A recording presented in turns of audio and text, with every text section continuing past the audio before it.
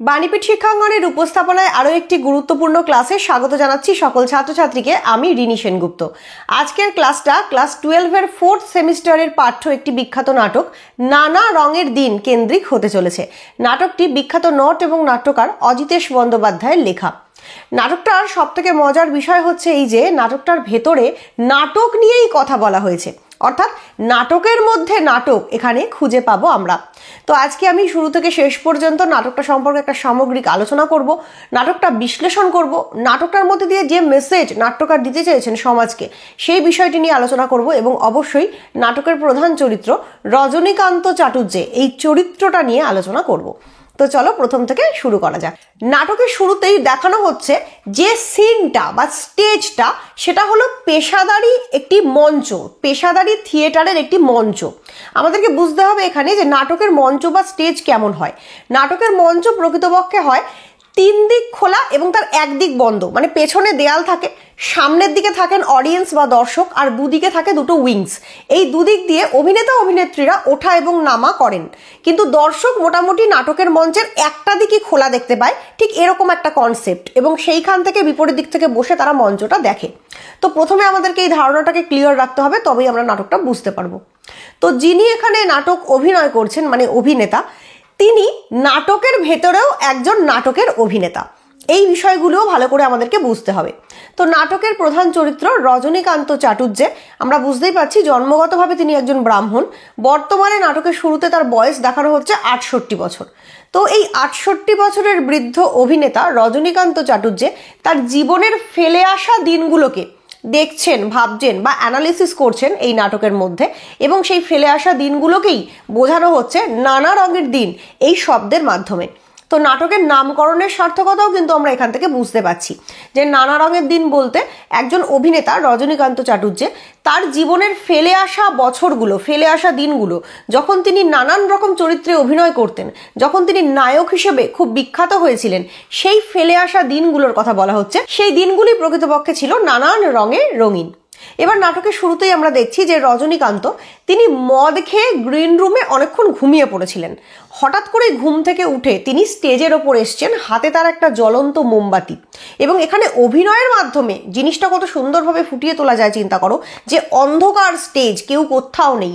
স্টেজের মধ্যে পূর্বের যে নাটক হয়েছিল সেই নাটকের ব্যবহৃত কিছু জিনিসপত্র, কিছু টুল, কিছু জিনিসপত্র উল্টে পাল্টে পড়ে রয়েছে, এবং সেখানে মোমবাতি হাতে দিলদারের পোশাক পরা, অর্থাৎ লম্বা একটি আলখাল্লা মতো জোব্বা পরা একজন চরিত্র, তিনি হচ্ছেন রজনীকান্ত চাটুর্যে। তিনি হাতে মোমবাতি নিয়ে প্রবেশ করছেন এবং প্রবেশ করে বলছেন, ও বাবা, কেউ কোথাও নেই, এ কি? সামনে হুহু করছে ফাঁকা অডিটোরিয়াম। অডিটোরিয়াম মানে হচ্ছে সেই জায়গাটা যেখানে দর্শকরা বসে নাটক দেখে। স্বাভাবিকভাবেই এক একটি অডিটোরিয়ামে কিন্তু অসংখ্য সিট সংখ্যা থাকে, কোথাও 1000, কোথাও 1500, কোথাও 2000, এরকম সিট থাকে অডিটোরিয়ামে। তো বুঝতেই পারছো তোমরা যে সামনে কত বড় ফাঁকা উন্মুক্ত একটা প্রান্তর, এবং মঞ্চে দাঁড়িয়ে আছেন একা রজনীকান্ত চাটুর্যে, 68 বছরের একটা মানুষ, যে কিনা মদ খেয়ে রয়েছে এবং যার নানান রকম ভয় ভীতিমূলক অভিব্যক্তি সেই মুহূর্তে দাঁড়িয়ে কাজ করছে। তো তিনি মঞ্চে দাঁড়িয়ে বলছেন, কেউ কোথাও নেই, আমি একা, নিশ্চয়ই মদ খেয়ে আমি গ্রিন রুমে ঘুমিয়ে পড়েছিলাম। তিনি রামব্রিজ বলে একটা ক্যারেক্টারকে ডাকছেন, বলছেন, রামব্রিজ, রামব্রিজ কাহা গয়া রে। প্রকৃতপক্ষে এখানে এই রামব্রিজ চরিত্রটা এই যে অডিটোরিয়ামের দারোয়ান, সে এখানে থাকে রাত্রিবেলা, কেয়ারটেকার। তো যখন তিনি রামব্রিজকে খুঁজছেন, কারুর সারা শব্দ পাচ্ছেন না, এবং তিনি মনে মনে ভাবছেন নিশ্চয়ই রামব্রিজ মদ খেয়ে কোথাও উল্টে পড়ে আছে, কারণ রামব্রিজের স্বভাব প্রায়শই রাত্রে এসে মদ খায়। এবং আগের দিন রাত্রে অভিনয় শেষ হওয়ার পর এই রজনীকান্ত কিন্তু তিনি মদ খেয়ে গ্রিন রুমে পড়েছিলেন, তিনি বাড়ি যাওয়ার মতো অবস্থায় ছিলেন না। তখন এই রামব্রিজই একটি ট্যাক্সি ডেকে তাকে বাড়িতে পাঠানোর ব্যবস্থা করেছিল। সেই জন্য খুশি হয়ে পরের দিন তিনি যখন এসছেন আবার অভিনয় করতে, তিনি রামব্রিজকে কিছু টাকা, 2 টাকা মতো বকশিস দেন। এবার রামব্রিজ সেই বকশিসটা পেয়ে পুনরায় ধেনো মদ, অর্থাৎ বাংলা মদ, খুব নিম্ন দামের, কম দামের মদ, সেই মদ কিনে এনে নিজেও খায় এবং রজনীকান্তকেও অনেকটা পরিমাণ খাইয়ে দেয়। ফলত আজ রাত্রিরে, অর্থাৎ যে দিনের ঘটনা নাটকে দেখানো হচ্ছে সেই দিন রাত্রিরেও এই যে আমাদের রজনীকান্ত, তিনি কিন্তু মদ খেয়ে গ্রিন রুমে পড়েছিলেন, এবং প্রায় মাঝরাত্রিরে উঠে এসে তিনি দেখছেন চারিদিকে কেউ কোথাও নেই, থিয়েটার মঞ্চ ফাঁকা, অডিটোরিয়াম ফাঁকা, চারিদিকে হুহু করছে নিঃশব্দ কালো অন্ধকার। যে কোনো ব্যক্তি ওই সিচুয়েশনে দাঁড়িয়ে তার কিন্তু প্রথমে মনে একটা ভয় লাগবে, একাকিত্ব লাগবে, অদ্ভুত একটা হতাশা লাগবে, এখানে রজনীকান্তরও তাই মনে হয়েছে। তিনি ভয় পেয়েছেন। তিনি কোথাও যেন একটা ফিল করেছেন যে গোটা পৃথিবীতে ঠিক এইরকমই তিনি একা এবং অন্ধকারাচ্ছন্ন একটা জগতে তিনি বসবাস করছেন, কারণ তার কেউ নেই। আমরা দেখি অদ্ভুত একটা হতাশা রজনীকান্তর বলা প্রত্যেকটা বক্তব্যে ঝরে পড়ছে। তিনি বলছেন, আমি অভিনেতা রজনীকান্ত চাটুর্যে, একসময় আমার কত নাম ডাক সুনাম ছিল, দর্শক আমার অভিনয় দেখে সবসময় ক্ল্যাপ করতো। ক্ল্যাপ মানে হাততালি দেওয়া। মঞ্চে যখন আমি কোনো চরিত্রে অভিনয় করতাম, আমি দর্শকদের হাততালি পেতাম, তারা সিটি মারতো, তারা উচ্ছ্বসিত উদ্বেলিত হয়ে উঠতো আমার অভিনয় দেখে। কিন্তু বর্তমানে আমার ব্যক্তিগত জীবনে সেই আনন্দ উদ্বেগের কোনো ছাপ কি আছে? সত্যিই কি আমি সাকসেসফুল একজন মানুষ? সত্যিই কি আমি খুশি?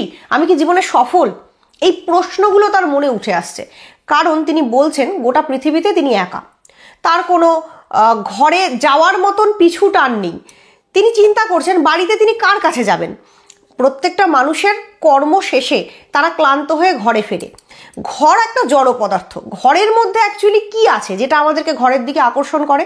ঘরের মধ্যে প্রকৃতপক্ষে রয়েছে আমাদের নিজেদের লোকেরা, যাদেরকে আমরা ভালোবাসি। স্বামী, স্ত্রী, সন্তান, বাবা মা, ভাই বোন নিয়ে যে পরিবার, সেই পরিবারই প্রকৃতপক্ষে আমাদের বেঁচে থাকার চালিকা শক্তি। কিন্তু এখানে এই রজনীকান্ত চাটুর্যের জীবনে সেই রকম কোনো মানুষ নেই। তার স্ত্রী নেই, সন্তান নেই, বাড়িতে তার কেউ নেই। তো বাড়িতে গিয়েই বা তিনি কি করবেন? তাই দিনের পর দিন তিনি মদ খেয়ে এইভাবে করে যেখানে সেখানে, গ্রিন রুমে, নাটকের মঞ্চে, যেখানে সেখানে পড়ে থাকেন এবং হতাশাগ্রস্ত হয়ে পড়েন দিনের পর দিন।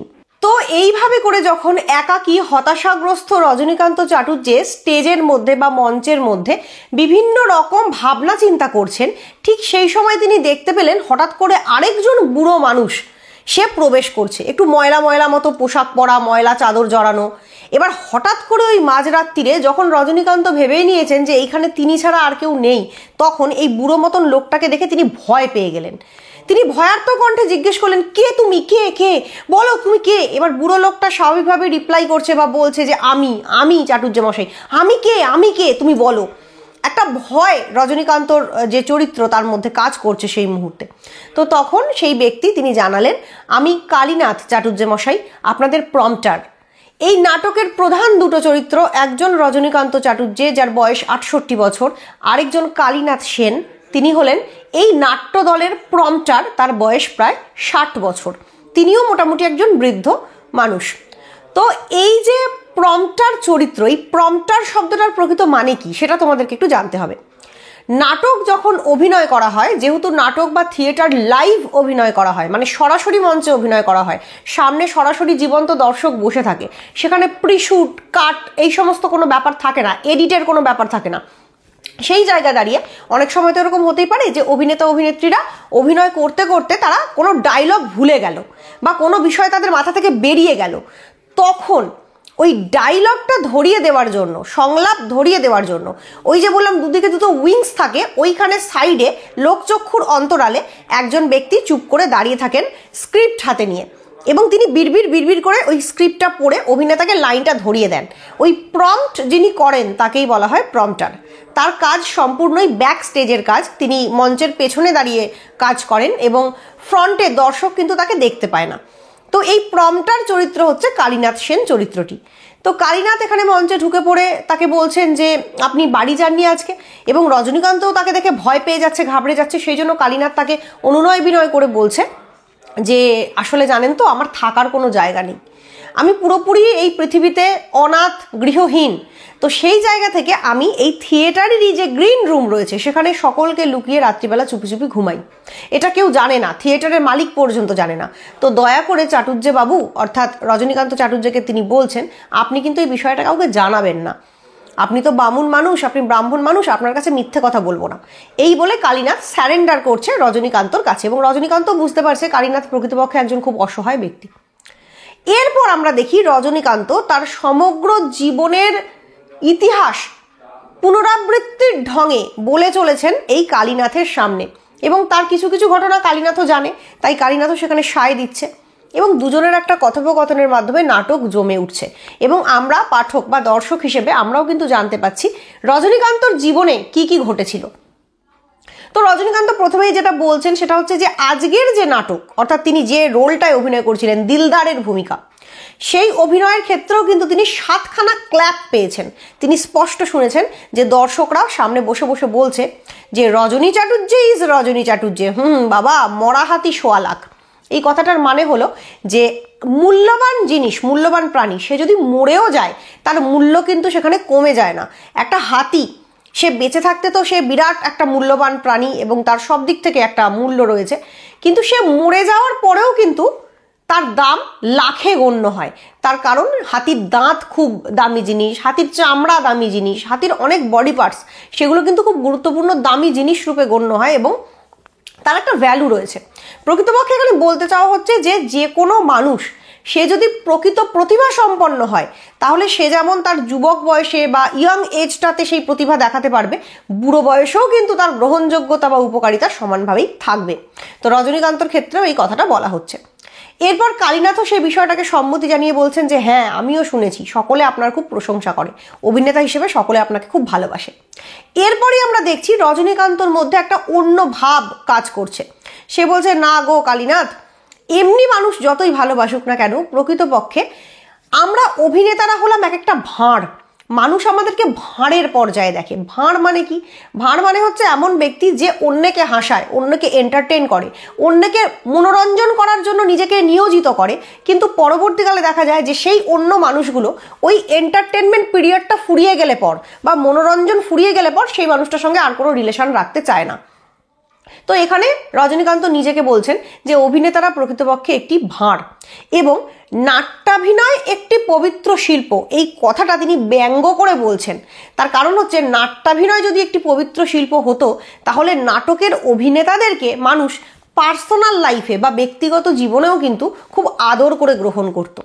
একটা জিনিস লক্ষ্য করে দেখবে, এটা আমরা অনেক ক্ষেত্রে সিনেমা সিরিয়ালের ইতিহাসে দেখেছি, এরকম অনেক মানুষ যারা একসময় খুব ভালো ভালো অভিনয়ের দ্বারা দর্শকের মন জয় করে নিয়েছেন, দর্শক যাদেরকে খুব ভালোবাসা দিয়েছে, একটা সময়ের পর কিন্তু নতুন অভিনেতা অভিনেত্রীদের ভিড়ে তারা কোথাও একটা হারিয়ে গেছেন। এরকম অনেক অভিনেতা অভিনেত্রীর সঙ্গে হয়েছে। শেষ জীবনে তারা খুব ট্র্যাজেডির মধ্যে পড়েছেন, তারা খেতে পাননি, না খেতে পেয়ে মারা গেছেন। অনেক অভিনেতা অভিনেত্রী শেষ জীবনে ডিপ্রেশনে চলে গেছেন, নিজেদের ক্ষোভ তারা উগড়ে দিয়েছেন। কারণ একসময় বহু মানুষের ভালোবাসা এবং অ্যাটেনশন পাওয়ার পর যখন তারা দেখেছেন মানুষ আর তাদের চাইছে না বা তারা আর অভিনয় করার সুযোগ পাচ্ছেন না, কোনোভাবে নিজেকে প্রকাশ করতে পারছেন না, তখন তারা ডিপ্রেশনে চলে যান। এখানে কিন্তু রজনীকান্ত চরিত্রটাও ঠিক সেই ধরনের ডিপ্রেশনেই ভুগছে। সে বলছে, আজ আমার বয়স হয়েছে, একসময় যখন আমি যুবক ছিলাম বিভিন্ন চরিত্রে আমি অভিনয় করতাম, আমি নায়ক হতাম, তখন আমার চওড়া বুক ছিল, বেশ জিম করা বডি ছিল, ব্যায়াম করা শরীর ছিল, তখন কিন্তু মানুষ আমাকে খুব বাহবা দিয়েছে, সকলে আমার পাশে বসতে চাইতো, আমার সঙ্গে একটু বিড়ি সিগারেট খেতে চাইতো, আমার সঙ্গে ছবি তুলতে চাইতো, আমার অটোগ্রাফ চাইতো। কিন্তু আজকে যখন আমি বুড়ো হয়ে গেছি, আমার বয়স হয়ে গেছে, যদিও আমি চেষ্টা করছি মাথায় প্রত্যেক দিন 2 শিশি করে কলপ লাগিয়ে নিজের লুক, নিজের যে দেখতে রূপ সৌন্দর্য সেইটা বজায় রাখার, কিন্তু আর কতদিন আমি এটা রাখতে পারবো জানি না। কারণ সবকিছু বয়সের সঙ্গে সঙ্গে একটা জায়গায় পরিণতি পায়। তো এখানে রজনীকান্ত নিজের লাইফস্টাইল বিবৃত করছেন, বলছেন রেগুলার আমি অভিনয় করছি, যুবক সেজে খুব একটা ঢং দেখাচ্ছি, রং ঢং করছি, কিন্তু প্রকৃতপক্ষে তো আমার 68 বছর বয়স। এবং এই যে এইরকম একটা জীবন, অভিনয় করা বা মদ খাওয়া বা কোনো একটা নিয়মের মধ্যে না থাকা, রাত জাগা, এর ফলে শরীর দিন দিন ভেঙে পড়ছে। আর কতদিন আমি এইভাবে চালাবো? তিনি বলছেন, আমি লাস্ট সিনে প্লে করব না ভাই, আমায় ছেড়ে দাও। এই লাস্ট সিন হচ্ছে জীবনের একদম প্রান্তিক লগ্ন, যখন মানুষ মারা যাবে, যখন চারিদিকে সবাই হরিবোল ধ্বনি দিয়ে তাকে শ্মশানে নিয়ে যাবে, যখন সেখানে একটা মানুষকে দাহ করতে করতে অন্য মানুষরা বসে চা বিড়ি সিগারেট খাবে। এই দিনটা প্রত্যেকের জীবনে একদিন না একদিন আসবে। এই দিনটার কথা ভেবে কোথাও না কোথাও রজনীকান্ত হতাশ হচ্ছেন যে জীবনে তো সবই শেষ হয়ে গেল, কি পেলাম আমি জীবন থেকে। তারপর তিনি বলছেন তার ব্যক্তিগত জীবনের কথা। ব্যক্তিগত জীবনে তার অভিনয় দেখে, আলমগীরের পার্ট দেখে একটি মেয়ে তার প্রেমে পড়েছিল এবং মেয়েটির সঙ্গে তার প্রেম বহুদূর এগিয়েছিল। তিনি বর্ণনা করছেন সেই মেয়েটি ছিল ভীষণ সুন্দরী, ছিপছিপে গরম, ফর্সা রং, নাক মুখ ভীষণ সুন্দর, তার চুলগুলো ছিল সমুদ্রের ঢেউয়ের মতন, তার মধ্যে থেকে অদ্ভুত একটা আলো বিচ্ছুরিত হতো, তার চোখগুলো ছিল অসম্ভব সুন্দর। সেই মেয়েটার সঙ্গে প্রেমের যে পর্যায় সেটা রজনীকান্ত স্মরণ করছেন। তিনি বলছেন সে কি অদ্ভুত সুন্দর সোনালী স্বপ্নে মোড়া দিন ছিল। কিন্তু এরপর একদিন যখন রজনীকান্ত সে মেয়েটিকে বললেন যে চলো আমরা এবার বিয়ে করি, তখন মেয়েটি জানালো যে তার বাবার সঙ্গে কথা বলার আগে তাকে একটি সিদ্ধান্ত নিতে হবে, সেটা হলো এই যে অভিনয় ছেড়ে অন্য পেশা গ্রহণ করতে হবে, যে পেশাটা মানুষকে বলবার মতো পেশা। হতে পারে সেটা কোনো চাকরি, হতে পারে সেটা কোনো ব্যবসা, কোনো অর্থনৈতিক লাভজনক পেশাতে তোমাকে যুক্ত হতে হবে, তবেই কিন্তু আমি তোমাকে বিয়ে করতে পারবো। রজনীকান্ত অবাক হয়ে গেলেন, তার যুবক হৃদয়ে ধাক্কা লাগলো। তিনি ভাবলেন এ কেমন কথা, যে মেয়েটা তার অভিনয় দেখে তাকে ভালোবেসেছে, যে মেয়েটা তার অভিনয় দেখেই তার কাছে এসেছে, সে কি করে তাকে অভিনয় ছাড়তে বলে। সেইখান থেকে তিনি বলছেন তার চোখের সামনে যে রঙিন একটা কাঁচ ছিল, সেই রঙিন কাঁচটা ভেঙে গেল। তিনি অনুভব করতে শিখলেন যে অভিনেতাদেরকে মানুষ ভালোবাসতে পারে, তাদের অভিনয়কে ভালোবাসতে পারে, তাদের সঙ্গে বসে গালগল্প করতে পারে, তাদের সঙ্গে প্রেমও করতে পারে, কিন্তু বিয়ে করার সময় তাদেরকে বিয়ে করা যায় না, তাদেরকে জীবনসঙ্গী বানানো যায় না। কাজেই কোথাও একটা অভিনেতাদের ব্যক্তিগত জীবনটা খুব একটা সুখের হয় না, এইটা তিনি অনুভব করলেন। এবং তারপর থেকে তিনি বললেন তার যেন মাথা খারাপ হয়ে গেল, এই মেয়েটি তাকে ছেড়ে চলে গেল তিনি অভিনয় ছাড়তে পারবেন না বলে। এদিকে রজনীকান্তের রক্তে অভিনয় কাজ করছে। রজনীকান্ত ভাবতেই পারেন না যে অভিনয় ছাড়া তিনি বাঁচবেন কি করে, তাই তিনি মেয়েটিকে ছেড়ে দিলেন, কিন্তু অভিনয় ছাড়লেন না। তারপর থেকে তিনি আবোল তাবোল নানান রকম রোলে বা পার্টে অভিনয় করতে শুরু করলেন, কিন্তু সকলে তাকে তখনও প্রশংসা করত, বাহবা দিত, তার অভিনয় দেখে লোকে মুগ্ধ হতো। এইরকম করতে করতে, নানাবিধ চরিত্রে অভিনয় করতে করতে আজকে তিনি ৬৮ বছর বয়সে পৌঁছেছেন। যখন পৌঁছে তার মনে হচ্ছে তার নিজের বলতে কেউ নেই, মৃত্যুকালে মুখে জল দেওয়ার মতো কেউ নেই, বাড়িতে তার আপন বলতে কেউ নেই, তার কারণ বাবা মা তো মারা যাবে প্রকৃতির নিয়মে, কিন্তু স্ত্রী, সন্তান, সংসার এগুলো তো মানুষের সঙ্গে তার শেষ দিন পর্যন্ত থাকে। কিন্তু রজনীকান্ত অভিনয়কে প্রাণ মন ঢেলে দেওয়ার কারণে তার বিয়ে হয়নি, তার সন্তান নেই। তিনি যুবককালে পুলিশের চাকরি পর্যন্ত পেয়েছিলেন, কিন্তু সেটাও তিনি ছেড়ে দেন শুধুমাত্র অভিনয় করার জন্য, অভিনয়কে ভালোবেসে। তাই আজকের ডেটে দাঁড়িয়ে তার মনে হচ্ছে আমি কি এগুলো করে ভুল করেছি? প্রকৃতপক্ষে অভিনয়তে প্রাণ মন ঢেলে দিয়ে আমি কি নিজেরই সর্বনাশ নিজে ডেকে এনেছি? কিন্তু শেষ পর্যন্ত আমরা দেখি কালীনাথ সেনের সহযোগিতায় রজনীকান্ত এটা রিয়েলাইজ করেন যে না, অভিনেতা হিসেবে তিনি সার্থক। প্রচুর মানুষের ভালোবাসা তিনি পেয়েছেন, আজকের ডেটে দাঁড়িয়েও প্রচুর মানুষ তার প্রশংসা করে। এবং নাট্যাভিনয় একটি শিল্প, এই শিল্পকে বোঝবার মতো মন পৃথিবীতে সকল মানুষের থাকে না। কিছু কিছু শিল্পী থাকেন যারা শিল্পকে ভালোবেসে নিজের সমগ্র জীবন ত্যাগ করে দিতে পারেন। রজনীকান্তও একজন সেই মানের শিল্পী। তাই নাটকের শেষে পৌঁছে তার বিভিন্ন পূর্বে অভিনীত নাটকের থেকে ডায়লগ তিনি বলেছেন। যেহেতু তার সঙ্গে রয়েছে প্রম্পটার কালীনাথ, তাই ডায়লগ এক্সচেঞ্জ করতে তার কোনো অসুবিধা হয়নি। প্রম্পটার কালীনাথের সঙ্গে মিলে রজনীকান্ত একের পর এক সংলাপ বলে গেছেন। কখনো ঔরঙ্গজেব নাটকের সংলাপ, কখনো রিজিয়া নাটকের সংলাপ, কখনো মহাবত খাঁর চরিত্র, কখনো ওথেলো নাটকের ওথেলো চরিত্র, এরকম বিভিন্ন চরিত্র তিনি বলে গেছেন এবং মনের আনন্দে তিনি নিজের অভিনয় প্রতিভাকে এক্সপ্লোর করেছেন শেষ পর্যন্ত এবং তৃপ্তি পেয়েছেন যে না, অভিনেতা হিসেবে তিনি সার্থক এবং সর্বাঙ্গ সুন্দর। এইভাবে আলোচ্য নাটকে অভিনেতা রজনীকান্ত চাটুর্যের চরিত্রকে খুব উজ্জ্বলভাবে দেখানো হয়েছে। এবং অবশ্যই তার সঙ্গে সঙ্গে নট এবং নাট্যকার অজিতেশ বন্দ্যোপাধ্যায় তার নিজের নাটক করার যে অভিজ্ঞতা, তার নিজের যে জীবন অভিজ্ঞতা, সেটাকেও খানিকটা গল্পের আকারে, নাটকের আকারে ব্যক্ত করেছেন আমাদের পাঠকদের সামনে। অপূর্ব সুন্দর একটি নাটক, নাটকের ভেতরে নাটকের কথা বলা হয়েছে, সেই দিক থেকেও নাটকটির তাৎপর্য রয়েছে। আর যদি আমরা এর গঠনগত দিক নিয়ে আলোচনা করি তাহলে বলতে হয় যে এটি একটি একাঙ্ক নাটক, তার কারণ নাটকটি একটি অঙ্কে খুব ছোট্ট কয়েকটি সিনের মধ্যেই শেষ হয়ে গেছে। প্রকৃত নাটক বা পূর্ণাঙ্গ নাটক কিন্তু অনেক বড় হয়, সেখানে 5টা অঙ্ক থাকে বা আরো বেশি অঙ্ক থাকতে পারে, কোনো কোনো ক্ষেত্রে 5টা অঙ্ক তো থাকতেই হয়, পঞ্চাঙ্ক বিশিষ্ট নাটক যাকে বলা হয়, তো সেরকম থাকে, অনেক বড় হয়। কিন্তু এই নাটকটা খুবই ছোট্ট, এই জন্য এটি একাঙ্ক নাটক, অর্থাৎ ছোট্ট পরিসরে পরিব্যাপ্ত একটি নাটক এবং খুব স্বল্প চরিত্রের দ্বারা নাটকটা পুরোপুরি বিন্যস্ত হয়েছে। নাটকের প্রধান চরিত্র কিন্তু মাত্র 2জন, ওই রজনীকান্ত এবং কালীনাথ। তো এই হচ্ছে নানা রঙের দিন নাটকের সামগ্রিক আলোচনা। নাটকটা পুরোপুরি বিশ্লেষণ করলাম, কাহিনী বললাম, নাটকটার মধ্যে কি আছে সেটা বললাম, চরিত্র বিশ্লেষণ করলাম এবং অবশ্যই নানা রঙের দিন এই নামটার কি তাৎপর্য সেটাও বললাম। তো আমার আজকের এই আলোচনাটা প্রথম থেকে শেষ পর্যন্ত দেখলে আশা করছি নানা রঙের দিন নাটক নিয়ে তোমাদের আর কোনো কনফিউশন, প্রশ্ন বা কোনো ডাউট থাকবে না। তো অবশ্যই সাবস্ক্রাইব করো বাণীপীঠ শিক্ষাঙ্গনকে বাংলা সাহিত্য সংক্রান্ত বিভিন্ন বিষয় জানার জন্য। এবং যারা মনে করছো যে এইচএস এর পর তোমরা বাংলা অনার্স নিয়ে পড়বে, তাদের জন্য বাংলা অনার্স পড়ার একমাত্র শ্রেষ্ঠ প্রতিষ্ঠান বাণীপীঠ শিক্ষাঙ্গন। অনলাইন এবং অফলাইন মোডে সমগ্র ওয়েস্ট বেঙ্গলের ছাত্রছাত্রীরা আমাদের সঙ্গে যুক্ত রয়েছে এবং বর্তমানে কলকাতার কলেজ স্ট্রিটেও অফলাইন ব্যাচ প্রোভাইড করা হচ্ছে। এছাড়া আমাদের অফলাইন ব্যাচ রয়েছে হাওড়া জেলার জগৎবল্লভপুরে শোভারানী মেমোরিয়াল কলেজ থেকে মাত্র 5 মিনিটের হাঁটা পথে।